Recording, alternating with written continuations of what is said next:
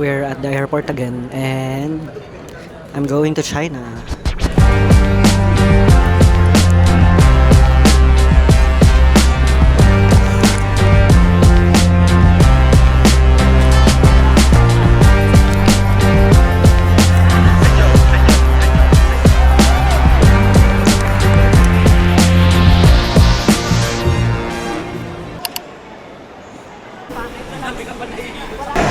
Go!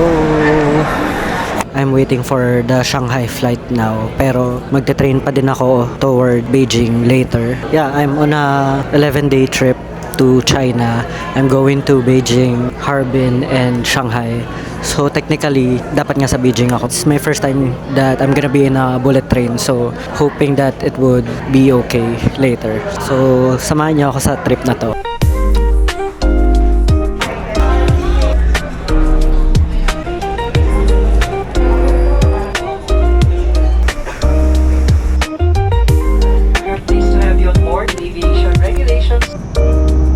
So it's 7:36 and it's been more than an hour, pero sobrang daming turbulence. Pero okay lang. Anyway, wala lang ako magawa. Yun lang.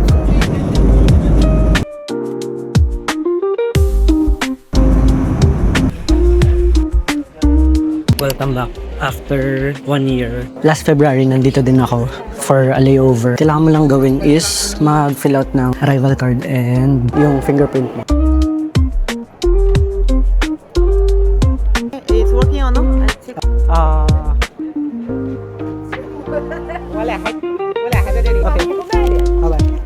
Hi guys, so 10 lang and nakalabas na ako sa immigration, nakuha ko na yung bag. Nakakuha na ako ng SIM card. So palabas na ako ngayon and magte-take ako ng maglev train papunta sa city, which is exactly yun yung ginawa ko last year nung nag-layover ako dito. Pero this time, papunta din ako ng Beijing. Pero pabalik pa ako dito sa Shanghai. Anyway, eto, papunta na ako sa maglev train. Alam mo yung nakakatawa? Nakalimutan ko dalhin yung mga cards na dapat ginagamit ko pang travel. Like yung Maribank, yung GCash, yung Z. Pero nakakonect naman yung Z ko sa Alipay. So, yun yung ginagamit ko pero hindi ko lang siya dala physically. So, yun lang. Na-realize ko lang nung nandito na ako kasi kailangan ko magbayan. Tapos wala yung mga cards na kailangan kong gamit. Pero, I think mabubuhay naman ako kahit wala akong cash. Kasi lahat talaga Alipay na yung gamit dito. So, yun. Feeling ko okay lang. So, let's see kung makaka-survive ako.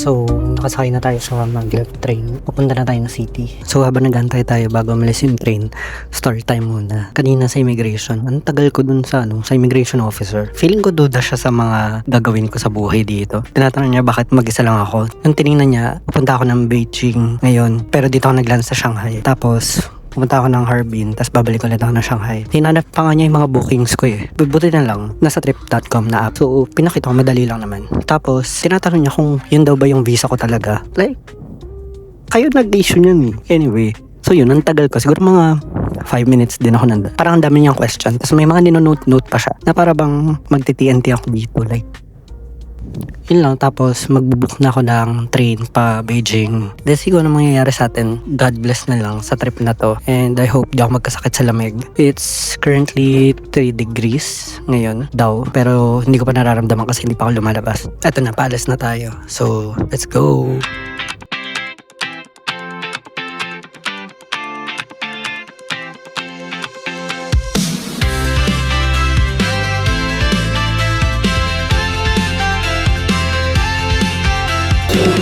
Ang nakakatawa dito, nag-book na ako ng train pa Beijing, dire-diretso. So di na ako dadaan ng Shanghai sa pagbalik ko na lang kasi dito ako manggagaling palabas ng China. So sobrang gulo ng isip ko. So bababa na tayo, lilipat tayo ng train para makapunta tayo doon sa train station.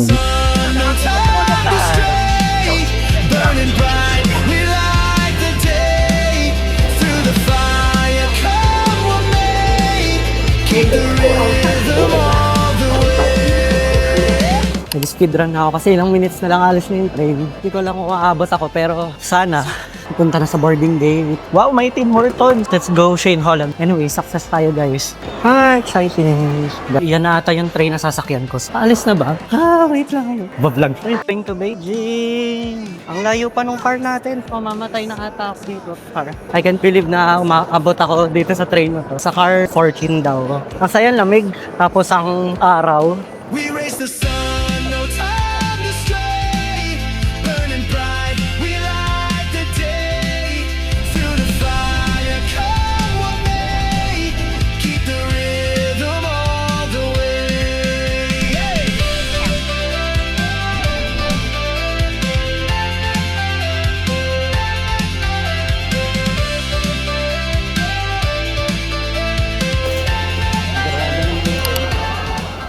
Welcome to Beijing! Grabe, no? Meron talagang Yosihan. Sa plat na to, dami dito eh. Welcome to the chaotic city of Beijing. I need to use my Alipay. Safe. Let's go to line 14. We light the day. Through the fire, come what may. Keep the rhythm all the way. Kung nakalabas na tayo ng subway, weather update, malamig siya. Feeling parang 7 kanina, siguro mga 4 na lang ngayon tapos feels like 0. Wow, manghuhula na lang pala ng weather. Pero ganun nga yung nafe-feel. Yan, dito tayo ngayon sa Chongwenmen Station. Dito malapit yung accommodation sa may Glory Mall. Gusto ko matry mag-bike pero di pa ako marunong kung paano. Isipin ko pa mamaya. So yeah, maglalakad pa ako ng mga 1 block away. Ito yung Glory Mall.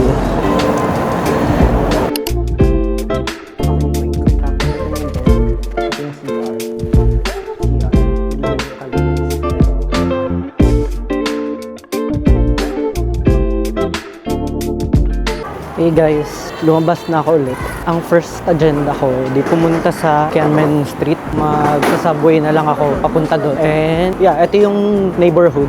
Makikita nyo, may mga shops naman. Tapos may 7-Eleven doon. So, bibili ako mamaya ng tubig. So, babalik ako doon sa subway na pinuntahan ko. Currently, it's 4 degrees ngayon. Yeah.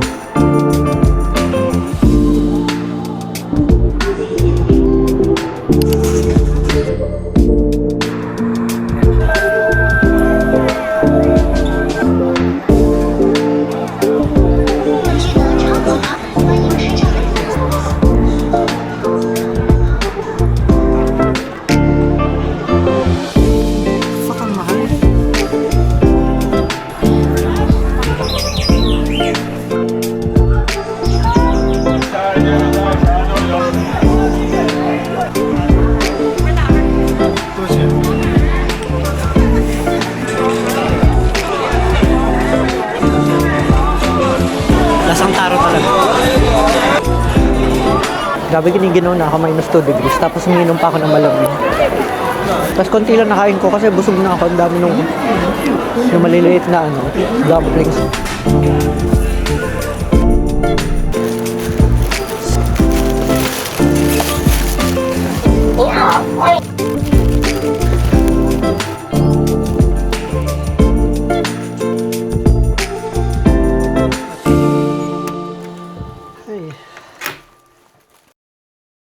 Hey guys, so nandito na ako sa bus para dun sa tour nung sa Great Wall. Yung meet up namin is dito sa Heping Shishao Station. Bahala na kayo kung tama yung pronunciation. Yeah, ang lam sa labas. Minus 3 kanina. Story time. Sobrang mura ng transit nila dito. As yung it cost me 32 pesos. 15-minute ride ko. Sobrang mura. Yung bus ko kahapon, para 8 pesos lang. Parang siguro mga 5 stops din yun. From Tiananmen Street to Chongwe. Basta doon sa station ko. So, sobrang mura talaga. So, yun lang. Someone may know, and we're not back in this station anymore.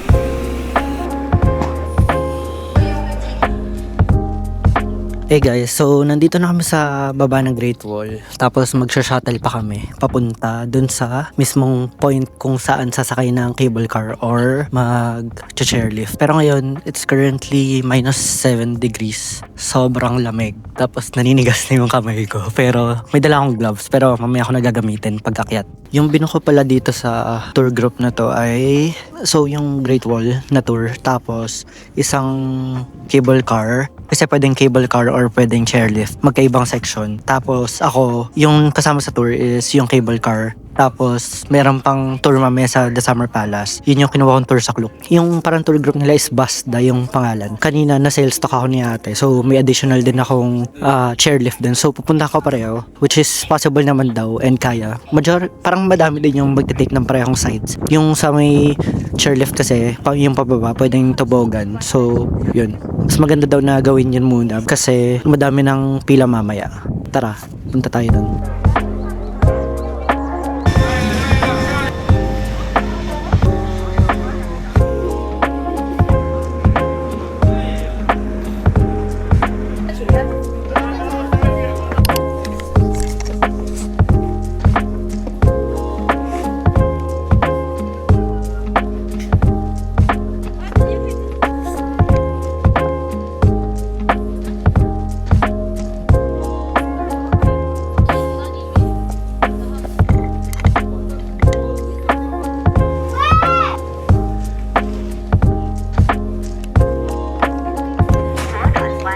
So, sasakay tayo ng tobogan slide.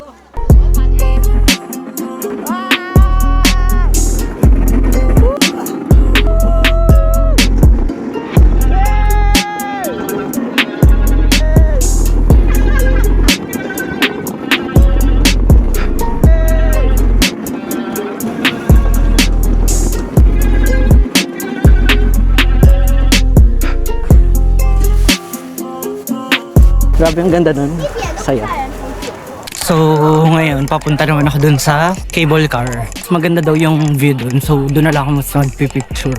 Although nakapag-picture naman ako dun sa kabila. Pero, konti lang. Ayun, ang saya ng experience dun sa tobogan. Ang haba niya.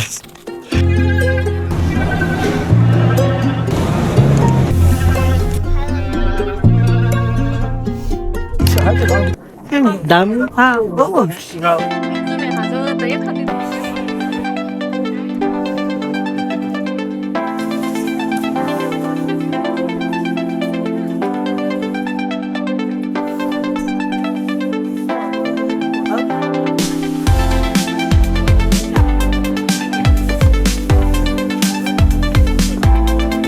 So, nakaikot na ako dito sa Great Wall and ito na yung sa may cable car. Tapos, nilakad ko hanggang dun lang sa may watchtower na yun kasi tinatamad na ako eh. Nilakad ko lang hanggang sa watchtower 15, tapos 16, 17, hanggang 18, tapos madami pa yan. Pero, ang recommended until 17 lang, which is dun sa may Matarik pa. Pero, ako okay na ako dito kasi ano bang point? Wala naman akong pinapatunayan dito. So, so yun. Pabalik ako dito sa Watchtower 14. Tapos sa baba nito yung kung saan yung cable car. Grabe. Pero yun yung masaya. Malamig. So parang kapag gumagalaw ka, hindi siya mainit. Ang tarik naman ito.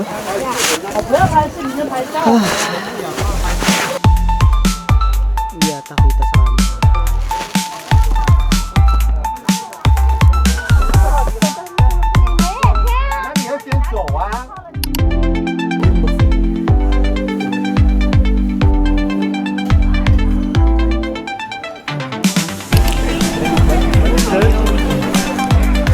Daming tao.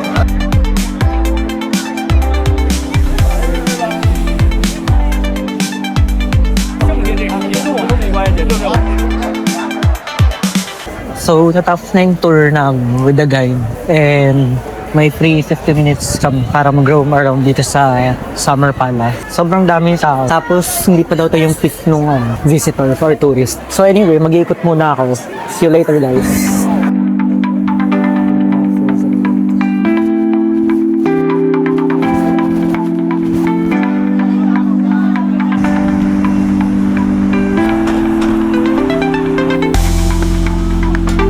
binaba na kami nung tour guide. Tapos na yung tour namin. Dito kami binaba sa may Bird's Nest na area. Mamaya pupunta ako sa Wang Fujing na street. But for now, punta muna tayo sa Bird's Nest.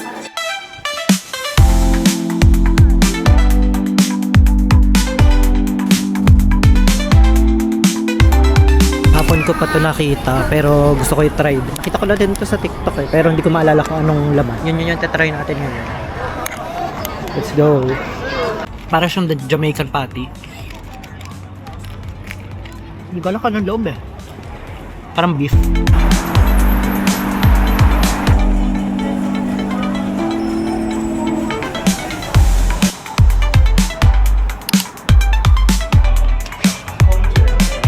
So, binigyan ako ng English menu, pero para mag-order, kapag may Alipay ka, pwede i-scan na lang ako. So yun, naka-order na ako.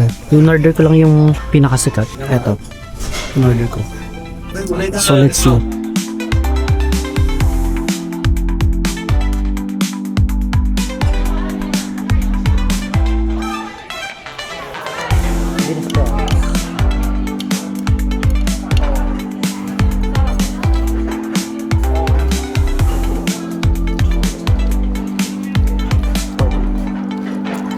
Naka-order na ako sa for pick up lang na inom. Wow, feeling local na ako dito.